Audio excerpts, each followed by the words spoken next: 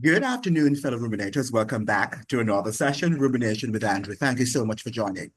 Now, this afternoon, we are looking at the countries that Trump has supposedly banned and or partially banned. He has banned them or partially banned them. Nobody knows what Trump is doing because Trump is somebody who changes his mind every now and then. Now, remember now that Trump is also being governed by the national security state, the Pentagon, and the Defense Department. So he also has to go along with instructions given by them. And it seems to me now that the United States is, wading the water in terms of what it can do and what it cannot do, what its citizens even allow them to do, and what perhaps they think there might be some pushback. For now, I think that particularly after 9/11, and the pandemic that we had in 2020, United States citizens are really passive citizens. They are no longer seeking to push back. They do a lot of chatting online, but chatting online and expressing your angst at the government is not going to solve the problem. You've got to understand the system in which you live.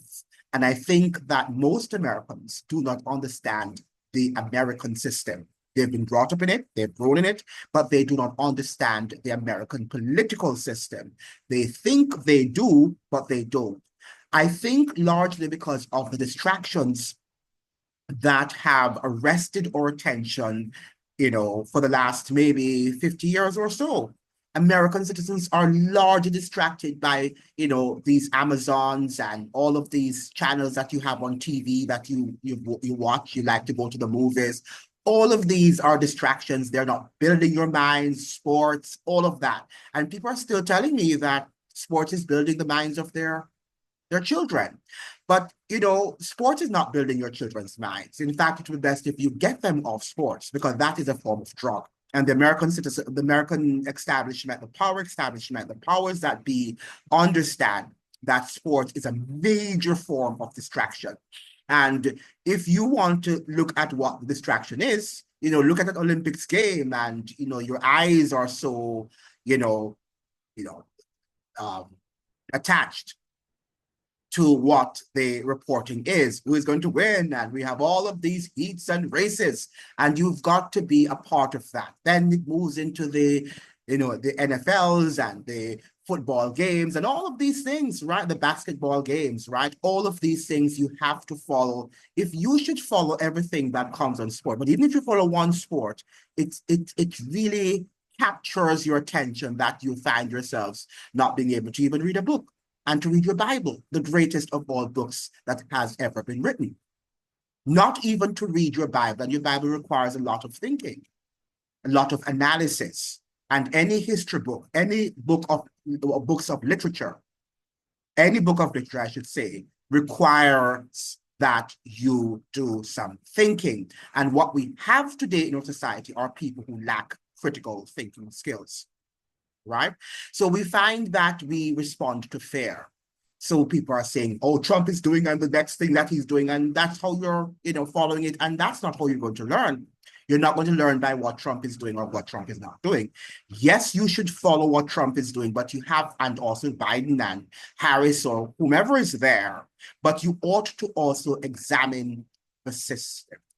That is what you have to do, to learn, to examine, to unravel, and to unpack the system, the American system, which many people do not understand. But America has been prophetically, God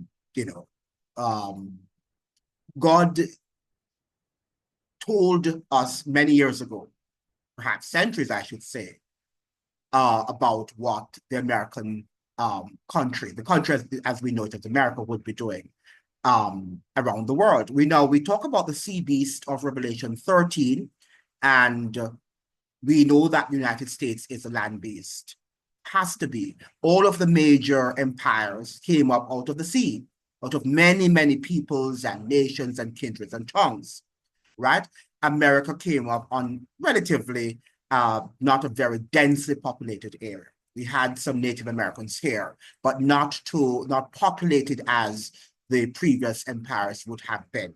Now, so that's very clear. The nature of the fact that America came out of the land, it's a land beast, shows you how quickly she came up, right? And how quickly she soared into becoming one of the greatest empires that ever lived, right? But, you know, one of the things that we have to understand in Revelation 13, verse 11, it says, and I beheld another beast coming out of the earth, which we call the land beast, which is the United States of America. And he had two horns like a lamb, and he spake as a dragon. This is incredible that the Bible could have seen this years ago, because God knows everything, and said that you have this two-horned beast looking like a lamb. Now, when we think about a lamb, we think about a very innocent creature, a creature that is not going to pose any threat to you, right? Any physical harm. When you think of a lion, you don't want to be near to a lion, right? Unless you perhaps would have had some familiarity with that lion or lioness. If you don't have any familiarity with that lion is going to devour you. Might not eat you, but certainly it's going to kill you. Right? Because that is how the instinct of a lion, that is his or her instinct to devour, and most importantly, to destroy anything that challenges its dominant power and its hegemony, right? Because, you know, one of the things, if you look at animals, you know, a lot, and I think I've just started learning this a few years in my life, you know, a few years ago, I should say.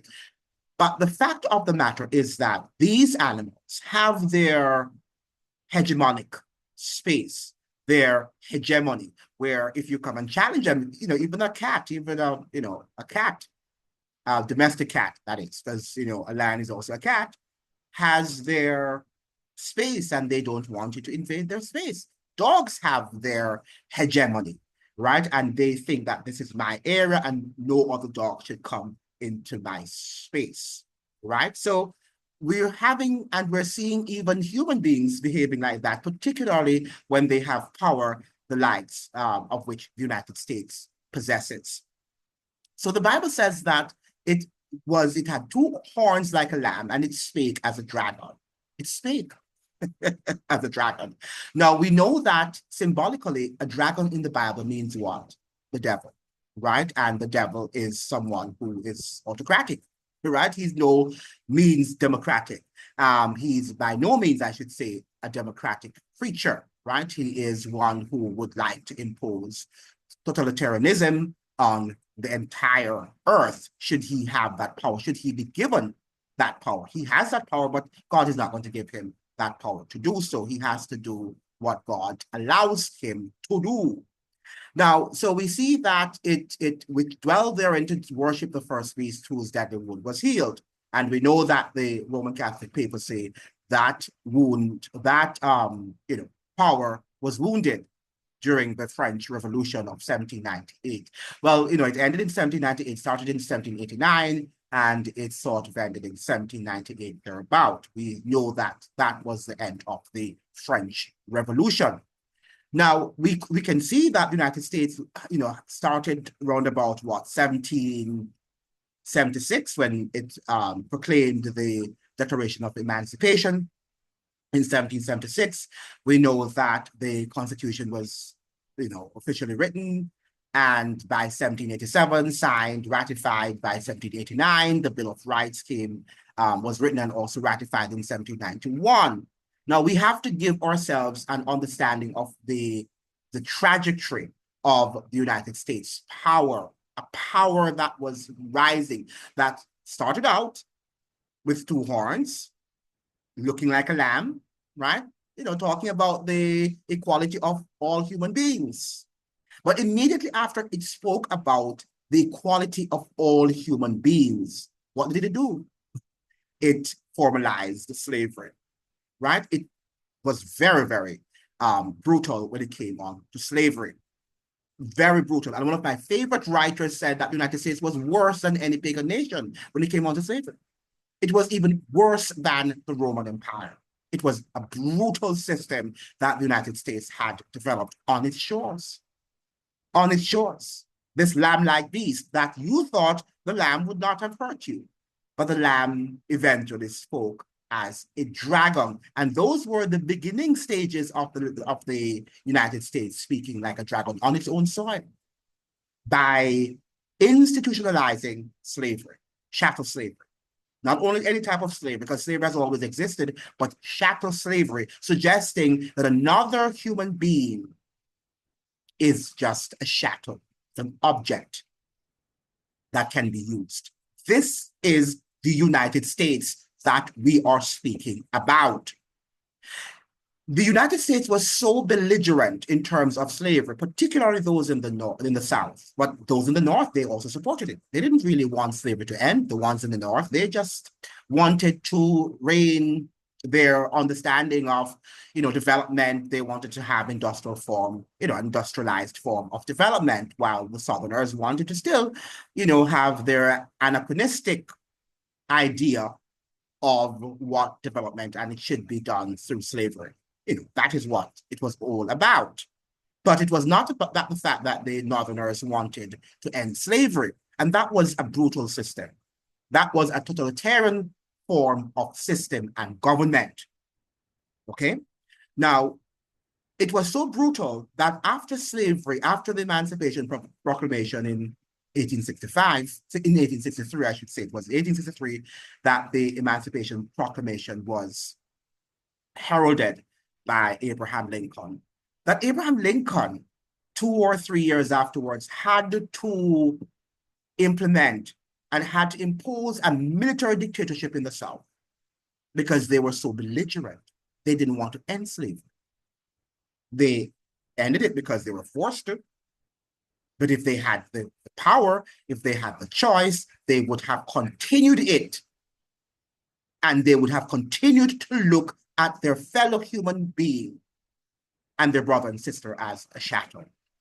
That is how the United States was and continues to be.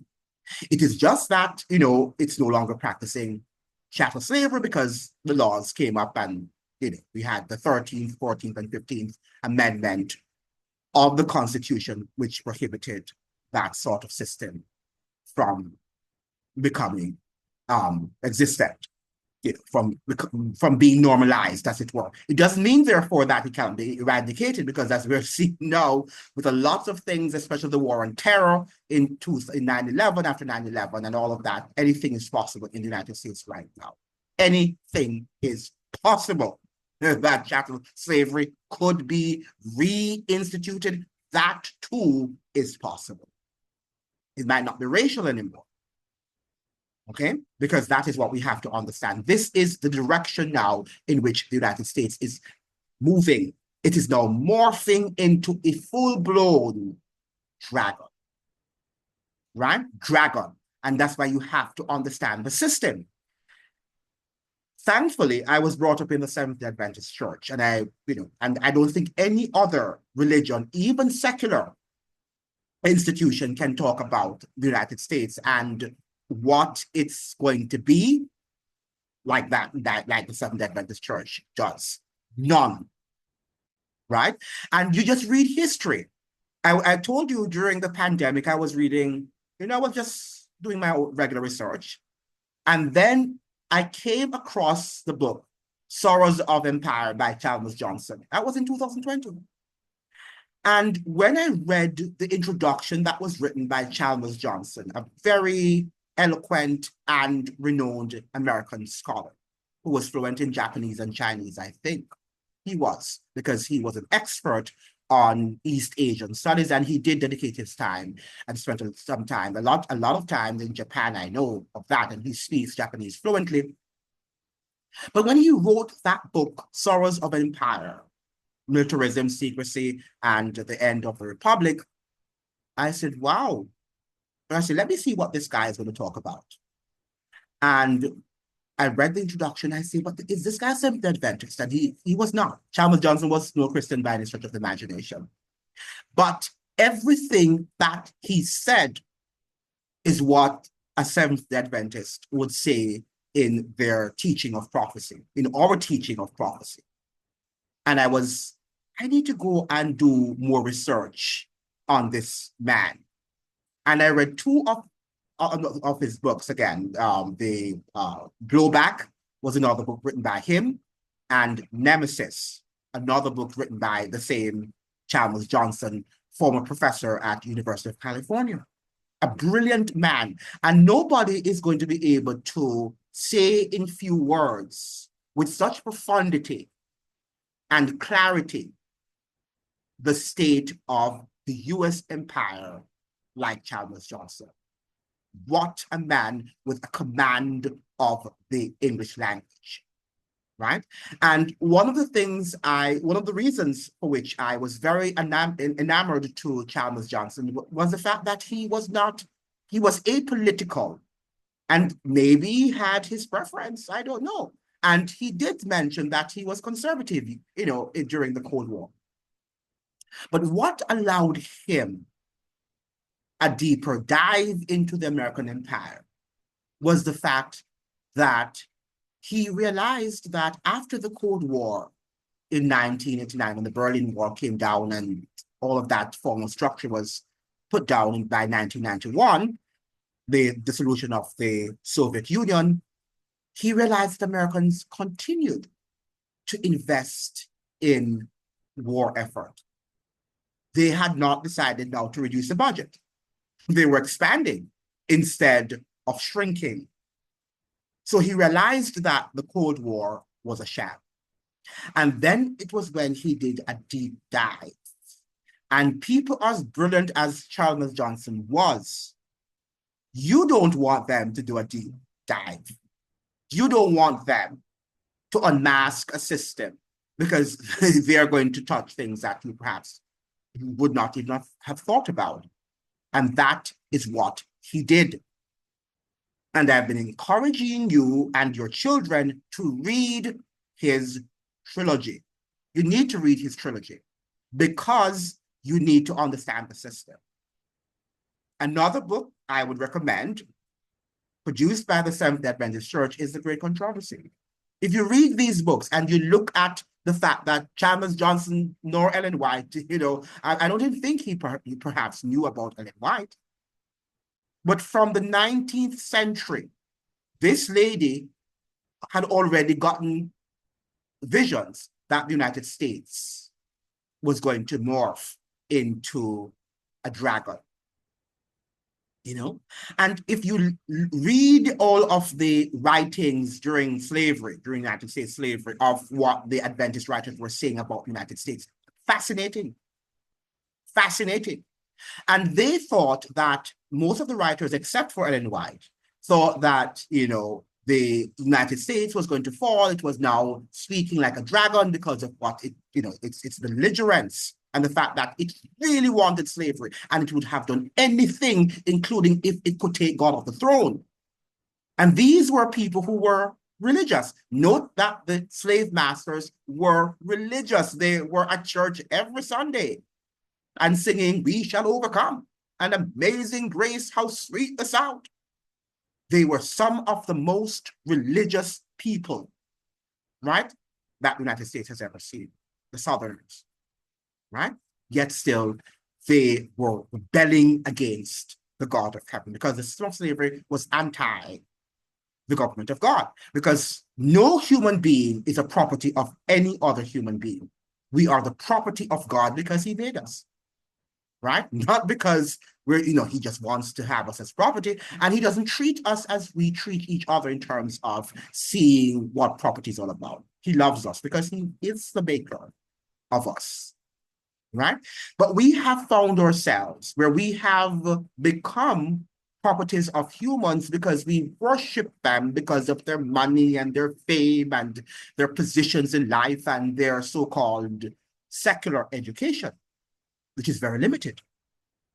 But we worship them, right? So we find now that there is a fear because we see Trump as the guy, as the man, and he's going to, upend our lives as we know it. But so let's go to the understanding of the bad. But let me say here to Americans, Americans got to be careful. You've got to be careful. Now, this was a sort of poem, I should say, that was written by Martin Niemöller. Niemöller, and well, I don't speak German, so I can't pronounce that word, but I'm pronouncing it to the best of my knowledge. And he actually was in Germany at the time of the Holocaust. And this is what he says. First, they came for the communists, and I did not speak out because I was not a communist. Then they came for the socialists, and I did not speak out because evidently I was not a socialist. Then they came for the trade unionists, and I did not speak out because I was not a trade unionist. Then they came for the Jews, and I did not speak out because I was not a Jew. Then they came for me, and there was no one left to speak out for me. So first they came for the immigrants, and I did not speak out because I wasn't an immigrant. Then they came for the green card holders, and I did not speak out because I wasn't obviously a green card holder. Then they came for the F1 student visas, and I did not speak out because I was not an F1 student visa holder. Then they came for the American citizen, and there was no one left to speak out for me. I hope that you've gotten the message and that you see where I'm going with this. I hope that you understand where I am going with this. Enough said. Now, Trump is threatening, because that's what when you talk about a dragon, that's what they do. They threaten. So let me share my screen with you here. And we have here the list of countries that are banned, or that are supposed to, some of are banned, and some of them are, partially banned, and all of that meaning banned is subjective according to what's going on. Everything now is subjective. Countries' potential travel restrictions by the United States. So we have red list, and the red list means that, let us read what goes on here. So we have the red list includes Cuba, Iran, but I wanted to see what so the red list includes Cuba, Iran, Libya, North Korea, Somalia, Sudan, Syria, Venezuela, Yemen, Afghanistan, and Bhutan. Now, what it means is that citizens from these countries would be entirely banned or barred from entering the US under the proposed policy. It means that even if you have a visa, I'm not sure. Maybe it's not sure if you have a green card or if you have, whatever citizenship. I don't know. But I think it would be difficult for them to block US citizens, even if they're naturalized from these countries. But if we recall the first Trump administration, we would remember that some green card holders were blocked. Yeah, there were some things happening there in the first Trump administration when he banned these Muslim countries from entering the United States. The orange list, which includes Russia, Pakistan. So those of you who think that Trump and Putin are great friends, you've got to rethink your position. And that is because you were following the Russian Gate and the MSNBCs and the CNNs were telling you, and and I have people still today who think when I talk about Russia, they're silent. They're very silent because, their minds are still brainwashed about who Vladimir Putin is. And Vladimir Putin is no democratic person, right? And he's not a saint. But the fact of the matter, the way in which the United States media speak about him and his relationship with Donald Trump and what he's doing in his neck of the hemisphere, his neck of the woods, I should say, is not necessarily true, right? The United States is doing it's far much more of a threat to the world than Russia is at the moment.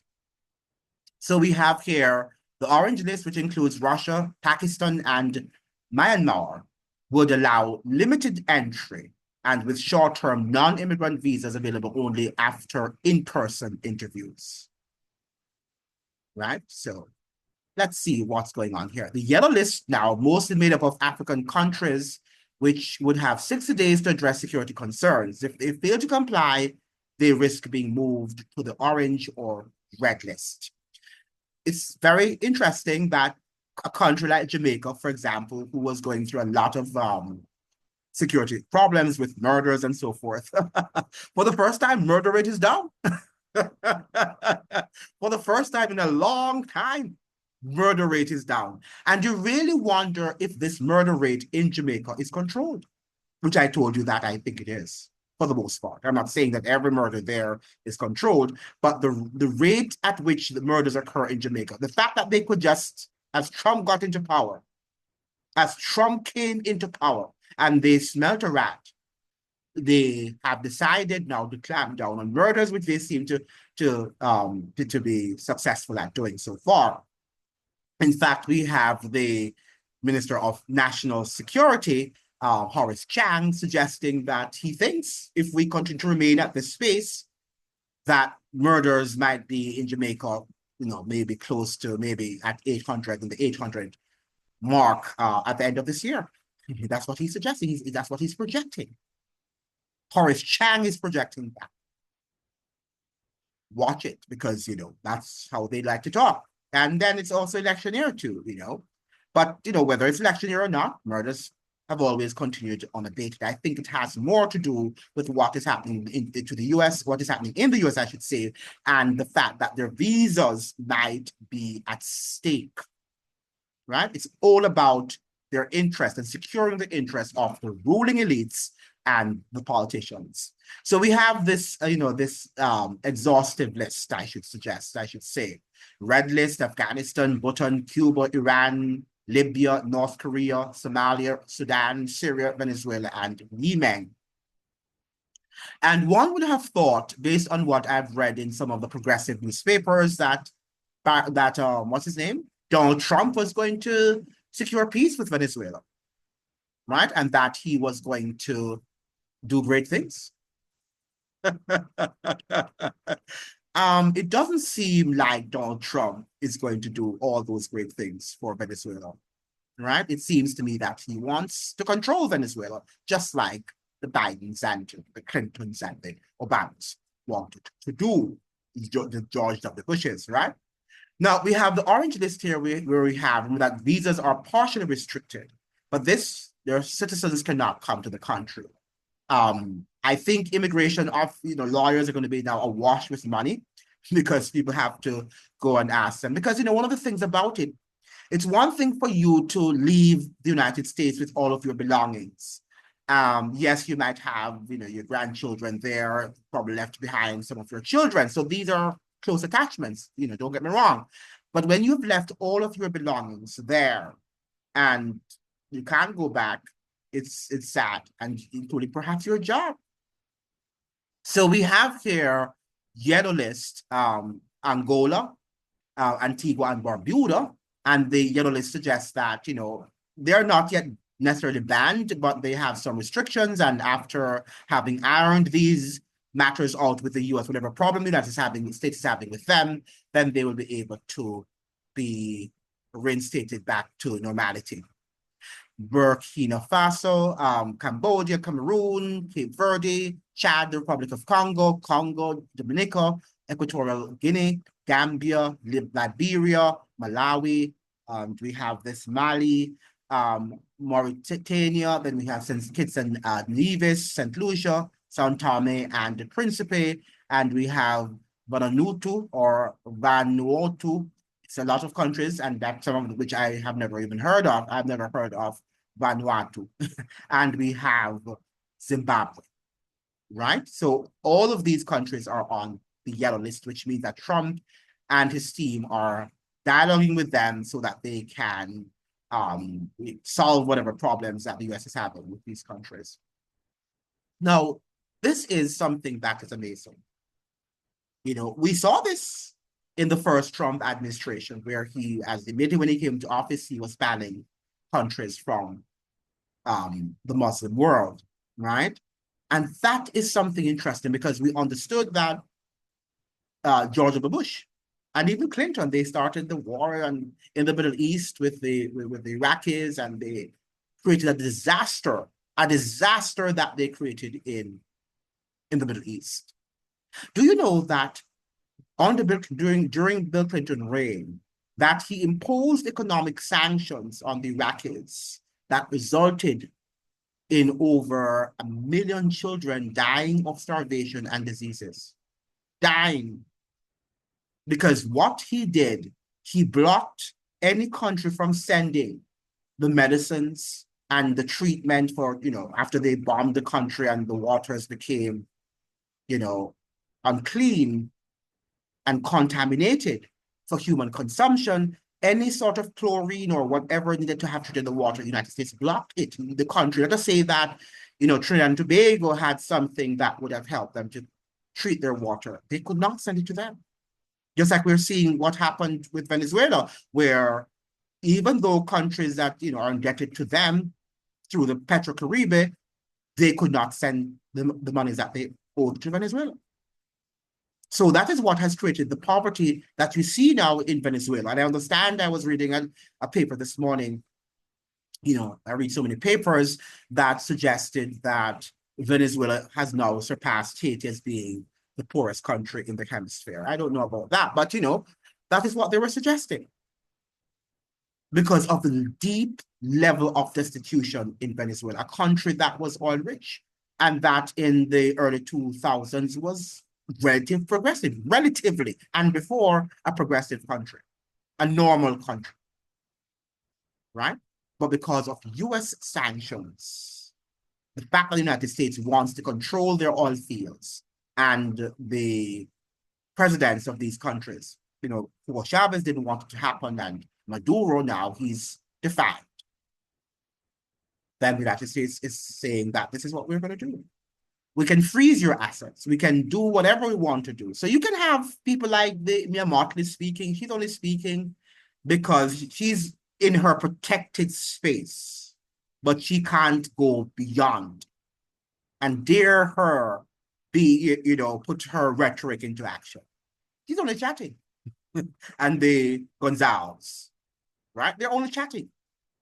But they know that the United States can freeze their assets, can freeze everything, can freeze every aid, as they did to Jamaicans in 2000, after 2010. All of the capital markets were frozen. Even the international capital markets that had, you could say that were not US companies, but still controlled by the US, but still controlled by the US, because the financial system of the world is controlled by the US. Yeah? The citizens might not be, a lot of them, wealthy, but the elites are, and they control a lot of what happens at the financial markets of the world. Because in order for the United States to command all the world to wander after the beast, it has to be an economic power, which it was losing. So it is trying to regain, even if it has to steal from its neighbor. It's trying to regain its economic power, not for the citizens, but for the controlling elites. So it's going to cause the entire world to wander after the first beast, which was before it, which is the Roman Catholic papacy. Now, that is interesting. Militarily, it's the greatest military that the world has ever seen. And now that you hear Trump suggesting, and Elon Musk, that they're making the government more efficient and they're trying to cut debt and to whatever, cost and all of that stuff, don't listen to them, because what we're hearing now from them is that they're going to be putting more money in the military, being $6 billion. So whatever cuts that they have made from, through the Dodge program, it's going to be going into the military. It is going to be going into the military to kill. That's what it does. That is what it is. Right? So, and not only to kill and to control the world as much as it can. We have got to wake up because I think that we are in a deep sleep. And we have got to unravel and to unpack this system that underpins the US empire. We've got to do it. And it does not take calling people and chatting and wasting your time on the phone with people, as we often do. Chat too much. And we chat a lot about things which are inconsequential. What we have to do, I would like to converse with people for hours on the phone about what you read about Chalmers' books, what you read about any book on the empire. What did you read in Daniel and the Revelation, or even the Great Controversy? Yeah, that's the conversations that we need to have at the moment. It's not getting up and talking about what Trump is doing and what Trump is not doing. That is going to put you into, a state of fear, a permanent, that's the word I was looking for, a permanent state of fear. You're going to be in that fear that, wow, he's coming to get me. But if you understand the system, perhaps he's coming to get you, but you will know how to maneuver, how to navigate your way. People, we have to wake up. We cannot just think that this is Trump. This is a system. This is going to be a religious political system, because the whole matter of manifest destiny, which the US spoke about long before Trump came into power, which George W. Bush was very proud about stating, right? That the United States is the ruler of the world, that the United States is the new Rome, as George W. Bush suggested. It's a new Roman Empire. And I want you, now that I'm ending, I'm going to end the video. I'm suggesting here that the Caribbean nations have to, exercise diplomacy, and don't believe for any moment that we must follow what the people like the Mia Mottley's are suggesting, because Mia Mottley is just cementing her quest to become the next United Nations General Secretary. And they know that. And the United States and UN, they work hand in glove. So whatever she's saying, you can't listen to her. And of course, people like the Gonzales. Notice that, the same people are speaking out against or speaking out against imperialism, I should say. They're pretending to be anti-imperialist. The people like the Mia Mottley's and the Dr. Gonzales, right? These people, and Dr. Gonzales is so heavy. Why does he have this big stomach? He needs to lose that stomach. I think that he's going to create a big crisis in his health if he does not, try to reduce his weight. His tummy is really big, eating a lot of food, prosperity. But the fact of the matter is that these people, the Dr. Gonzales and the Mia Mottley's, were toe-to-toe with US imperialism in Haiti. But they pick and choose what they want, right? And they pretend as if they are anti-imperialists when it matters to them and their interests, right? But it wouldn't matter if the United States had gone down to Haiti and killed off those people, right? They would have supported it. But this is what it is all about. And we have to be careful now. And I think as we read more the Bible, God will endow us with a spirit of discernment to be able to look at people and even their faces, even what is on their faces, God is going to help you to read them, right? Yes, you have to be able to be wise as a serpent and harmless as a dove. You must listen to people's tone, right? The expressions on their faces to see if they are their words, to dissect every word they say, their actions, because the Bible suggests that it's by their fruits that you shall know them, not by their rhetoric. Because people can say wonderful words. They can say, I love you, and they are plotting to kill you. Right? Lots of people do that. They love you, and at the end of the day, behind the scenes, they are the same person that told you, te amo, I love you, ci amo, right? It's the same person behind the scenes that is plotting to kill you, right? Haven't we seen that? Haven't you read about lots of that in history?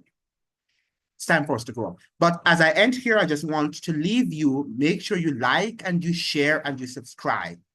Make sure you like and you share and you subscribe, because we have to share our knowledge with people. And I think I should set up a prophetic channel to study prophecy, because it's very important now that we begin to study prophecy, because there is coming a time, my people, where there is going to be a drought. And guess what that was going to be? Not a drought as you know it in terms of for some water, and there might be too, but a drought for the word of the Lord.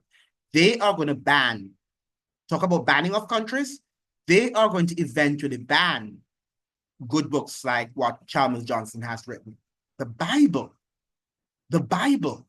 So just because they're going to say that the teachings in the Bible and the teachings by Chalmers Johnson and these great historians and political scientists and philosophers are posing a threat to national security.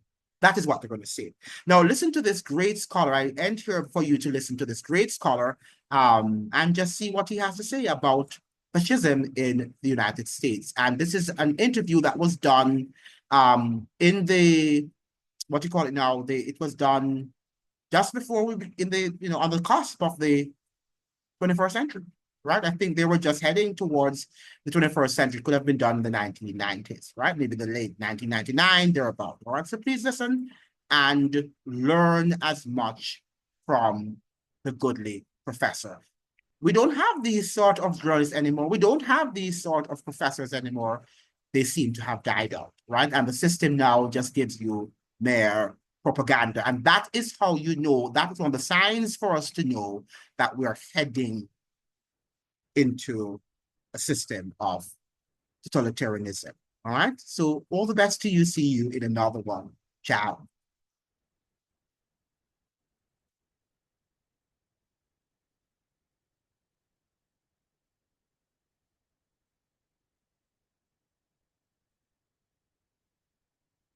Yeah, that's a strong statement.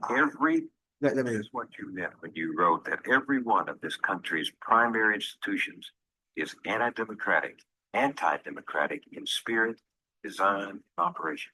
Yes. That's a strong statement. Every one of the country's primary institutions, meaning educational institutions, large-scale educational institutions, meaning institutions of government, bureaucratic institutions, major institutions of media and communication, major institutions of recognizable economic kind as well, and I think large cultural institutions, again, something like the media. Is anti-democratic, meaning that two things. One, hierarchical. They're all hierarchical structures, and hierarchy means inequality. It means inequality of power. Secondly, I think they're fundamentally elitist, which is to say that each of them involves a definition of who should lead or control that institution based upon criteria which can only be met by a relatively few. So it becomes a way of excluding. That means anti-democratic. You do not consult with people. You do not involve. And yet, as you talk, I keep hearing the criticisms of the last 10 or 15 years. I'm sure you remember them. There's been an excess of democracy, critics said. We have too much democracy, too much participation, growing in part out of the 1960s. Isn't there a contradiction? No, I think that the notion of there being too much democracy is basically hogwash. Do we need a revolution? I think we need radical reconsideration of some fundamental assumptions. But I still believe that that violence and older understandings of revolution are as anachronistic as perhaps New England town meetings, maybe more so.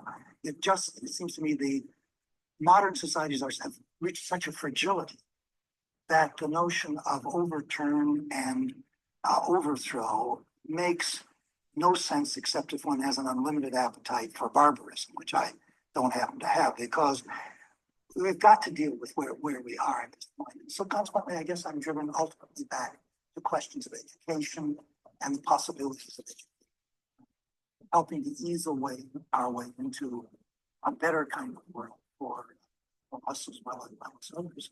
What are the skills of citizenship, and how do we gain them? How do we teach them? How do we appropriate them? I don't think we approach them by the way they're currently.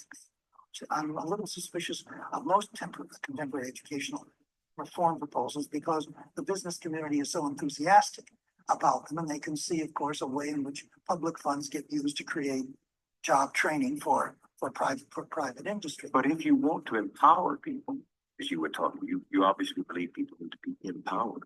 If you want to empower people to function in an economic order, don't you give them a vocational skill that they can go forth with and use to their advantage? To a degree. The question of what it means to be empowered is at the heart of the whole issue of education reform now, but it's being faced only as a job issue, not as a question of what it means for students to be systematically deprived of the kind of knowledge, sensibility, understanding that can come from so-called soft subjects, subjects like literature, philosophy, or history, or some of the softer social sciences.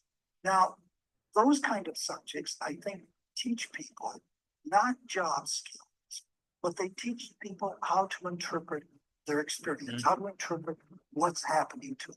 What's the meaning of this? What's the meaning of that? What literature, history, philosophy, politics gives you an understanding of are relationships of power in ways that aren't handled by more scientific understandings, ways of in which power relates to personal hopes, personal fears, vulnerabilities, and the rest of it. Now, those understandings, I think, without them, I think a person without them is really powerless. What are the questions you think we must ask toward that rapidly approaching year 2000? The central question to me is the question of what I would call collective identity. That is, what do we think we want to stand as a people? And that's what I think the democracy, preoccupation with the democratic culture for me is all about. What I think we want to stand for is not expansion of American power, not the endless economic and technological innovation that I think we're committed to, whether we want to be or not, but really, what is it we want to see ourselves identified with as a people? Do we want to see ourselves identified with notions of cooperation, notions of diversity, notions of respect and encouragement, of different kinds of sensibilities and different kinds of cultures, different kinds of understandings of the world?